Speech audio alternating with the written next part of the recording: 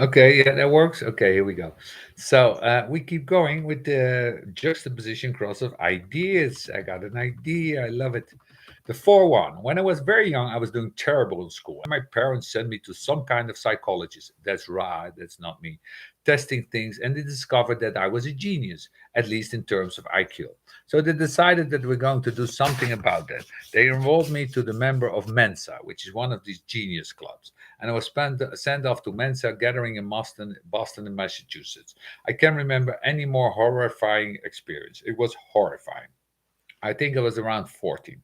I was already into being a folk singer and smoking marijuana, and we were all these incredible straight people who were incredibly narrow in their perspective. If you wanted to talk about anal microbiology, they were right there. Great teaching. But if you wanted to talk about anything else, they were basically savant gorillas. I couldn't stand it. It was horrifying. This is the 4-1. This is the juxtaposition cross of ideas. And these people are down a track you don't even want to go near that. They are so spooky. It's not that they can't offer something, they do. There isn't the idea that it isn't idea, so it's okay. If you understand that absurdity, but nonetheless. They're very, very, very fixed, deeply mentally fixed. And the dilemma is that it's very, you just stuck with an idea. So, 4-1 people are very stuck, guys. It can happen when they're very young. It can happen when they go into whatever. But the thing about these beings is that one idea is going to dominate them all their lives. It's also going to mean that if you don't hook into that idea, you don't even exist.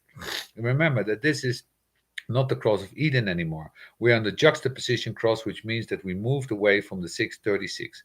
Eden people always feel fucked. It's like you get thrown out and there's the conflicts. In this inexperience that you have to get experience for that, it's a terrible pressure, and you go back to your ideas in the hope that you can find someone way to make sense out of that so that you can deal with it, so you can teach other how to deal with it. When you get to the juxtaposition cross of ideas, you get to the beginnings of the vessel underneath, the 25 and the 46. It's a different frequency. These are beings that their ideas tend to be about universal concepts, the influence of the 25, and very bizarre things about the body, which comes out of the 46. But basically, they're simply locked into a concept, and nothing breaks in that. They're often diagnosed and being obsessive delusional. Okay, do you got that? They're the kinds of being where you just shake their head because you can't shake them out of that idea. When you don't notice this is when the idea somehow fits into whatever the mundane world happens to be, when it appears to have some sense to it. But unfortunately, in many cases, it doesn't. It's just an idea. So be careful with that, my dear 4-1 friend, to be stuck in that same idea. It's not your idea, or it's not an idea, it's not even useless or useful.